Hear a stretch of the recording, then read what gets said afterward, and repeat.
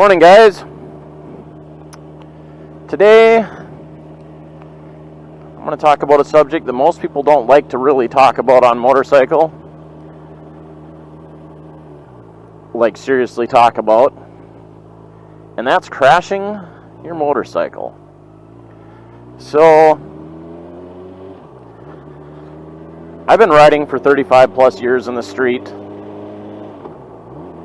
48 years in the dirt or more. I mean, it's been a long time, right? And I've had some wrecks in dirt bike. I've never gone down on the street. And I hate when people say, oh, it's not if you go down, it's when, and all that stuff. You don't have to crash. I mean, when you have the attitude that you're going to crash sometime, you're going to be more apt to give up when something happens, and you'll probably crash. So I don't believe in that. But anyway, the reason I'm making this video is I've had more go on in the last 3 weeks, serious stuff on motorcycle, than I have in all the rest of my 35 years in the street put together. It's been a crazy 3 weeks, and I'm not going to go into a ton of detail on all the things that have gone on, but I just want to talk about some of it. So I've been in kind of a bad place for a little while on motorcycle just because of all the stuff that went on. Just before we went on our trip, I hit that dog and was very close to crashing, obviously. On our trip, tons of close calls out in the North Carolina, Tennessee area on those twisty roads. I'll have videos of them coming up here shortly. I meant to have some up already, but like I said, I was in a bad place and just really didn't want to do anything with motorcycles for a little while, get my head straight. So, one of our crew on the trip crashed, ended up in the hospital, pretty banged up. She's going to be okay, but it's still a bad deal. On the rest of the trip went pretty good. We had a lot of fun. There were some other close calls, but we had fun. And on the way home, Steve, one of my friends that was with us out there, messages me and says, you remember Mike on the Z900 that we've ridden with? And I said, yes. And anyway, he went riding with a different crew than our usual crew, and he crashed and got killed this last Sunday. So that was just kind of put me over the top, even though I wouldn't consider Mike a friend necessarily, because I've ridden with him a few times and more of an acquaintance, but still he was in our crew. We know a lot of the same people. So it just kind of put me over the edge because of everything else that's been going on too. So I want to talk about a few things. You guys have all heard me say 75% of your abilities on the street. Don't go over 75% of your abilities because you can save it if you don't, right? Well, that's a great thing. I mean, I still stick true to that, but there's other things that come into play that will affect that too. Keeping your concentration. This is one of them I'm going to talk about because I kind of have a feeling that's what happened with the one in our crew on the trip. But when you're riding in twisties, your concentration has to be on the road at all times. Even if you hit a straightaway, there's going to be a twisty coming up right after that straightaway. You got to be ready for it.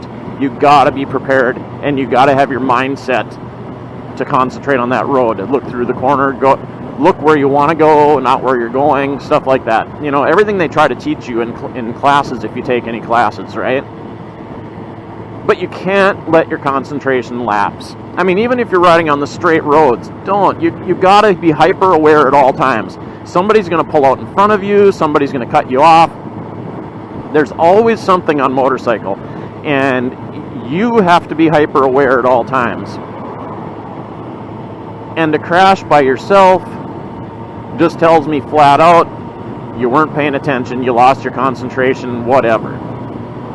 And then once you go in too hot or whatever, you panic, whiskey throttle, you don't do the right stuff.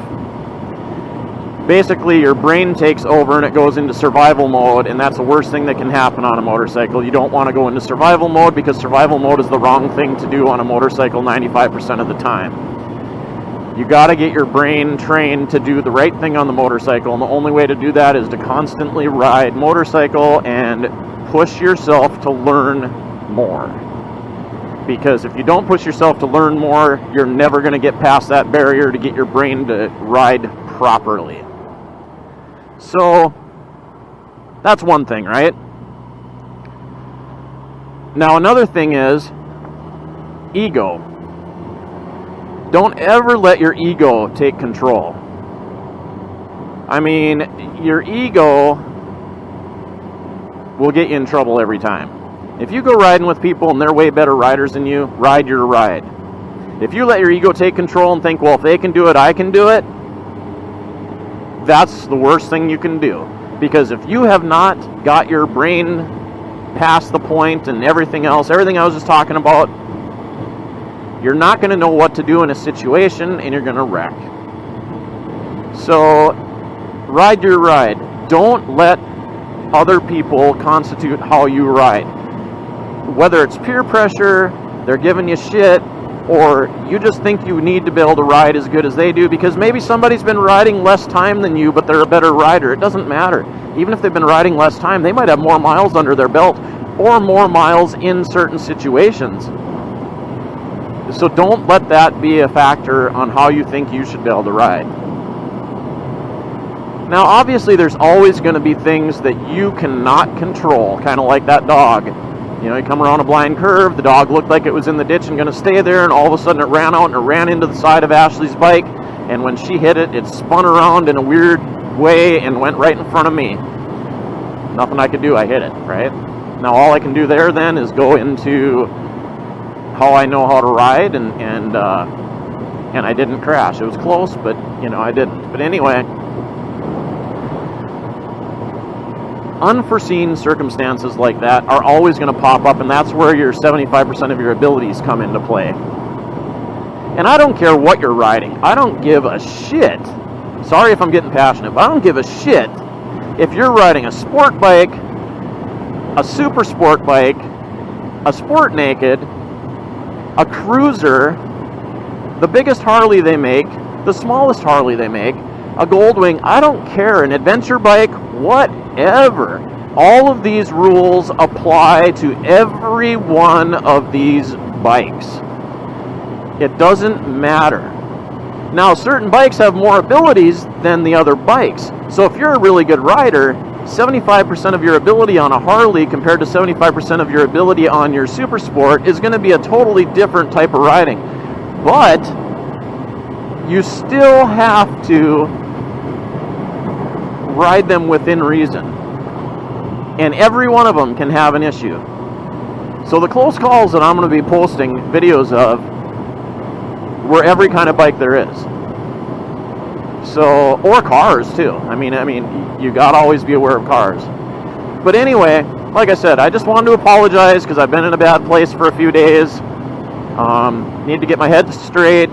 I mean, the other day I was about ready just to sell my bikes and say to hell with riding motorcycle, even though I've been riding so long and I love it so much, just because it's terrible. I don't like to be around that kind of shit. I mean, honestly, it isn't so much me as it is, I don't want to be around that shit. I do not want to see people crash and get hurt. I do not want to see people crash and die. I do not want to even hear about it. So it's one of those things where I was like, I just don't want to be around it anymore. But then I had to sit there and basically talk my way through it in my head, and it's like, okay, 35 years, I've had 2 to 3 weeks of really shitty shit lately. So, gonna keep riding. And they say it always comes in threes. Well, 3 weeks is 3, right? So, we'll see what happens. But I'm gonna keep riding. Please, people, be careful. It's way too dangerous of a sport to take it lightly and think, I'll be okay. You can't think that way when you're riding a motorcycle. You have to think that you're always on your toes. You always have to be on your toes. You always have to be hyper aware. You always have to be within your abilities. you know, the best place to push your abilities is the track with an instructor that'll push you at your pace that you need to be pushed. Don't do it on the street because there's too many variables. Bumps, cracks in the road, tar snakes, sand, gravel, grass clippings, whatever you want to talk about, they all do affect stuff. I mean, ice, snow, I mean, all of it affects stuff. How you ride, where you ride, etc. So, please take this to heart. Please hold it in your brain and put it to good use. I mean, I could go into a super long video on how to ride and where to ride and everything else. The main thing is the three main things I just talked about are the main things that are going to get you into trouble. Now, there's a ton of things you can do to better yourself, and that's other videos. This one's just, please, people, hyper aware. Always concentrate on what you're doing when you're riding. I mean, I've even caught myself when I'm vlogging like this because I'm talking to you guys. I lose concentration, you know, because I'm thinking about what I'm going to say. So, don't do that. If you're a new rider and you think you're going to start motovlogging, do it on a straight road, out in the country, where you're not going to have a lot of traffic to deal with when you start out to get used to doing it, because it will take away some of your concentration. So, please, people, I don't want to be around it. I'm sure a lot of other people don't want to be around it, especially your family and friends. They don't want to hear that you crashed and got killed. Look at how this guy that isn't even really a good friend of mine, but how it affected me on top of everything else. But it still affected me because I knew him. I've ridden with him. He's a decent guy. We've sat and visited when we take breaks on our rides, stuff like that. I mean, it's tough. So, again, I plead, please be careful. Please take as many classes as you can to better yourself. Please continue to try to learn. Don't think that because you're riding a Harley or a cruiser or an ADV bike or whatever that it's not going to be you because you're not the idiot on the crotch rocket. That's the stupidest thing I've ever heard people say, because a super sport or a sport bike has better brakes, better handling, better tires. They're lighter. They're, in all actuality, a safer bike than a cruiser is. So, and like I said, I've seen just as many cruisers go off the road and crash as I have super sports and stuff. So, I'm going to end that here.